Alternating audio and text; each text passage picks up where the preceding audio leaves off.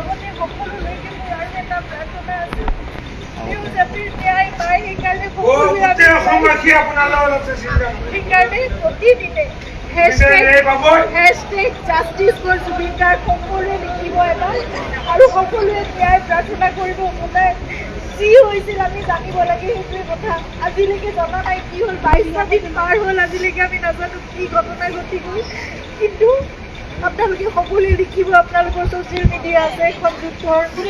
আমাৰ সকলোৱে এখন হাতত প্লেটফৰ্ম আছে সকলোৱে সেই প্ৰাৰ্থনা কৰাৰ লগতে আপোনালোকে জাষ্টিছ বিচাৰিব লাগিব ন্যায় সেইকাৰণে আমি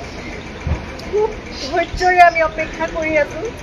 কিন্তু সেই ন্যায় আমি পাব লাগিব সেইকাৰণে সেই যুঁজখনত আমি সদায় ব্ৰতী হৈ থাকিব লাগিব আপোনালোকক প্ৰাৰ্থনা জনাইছোঁ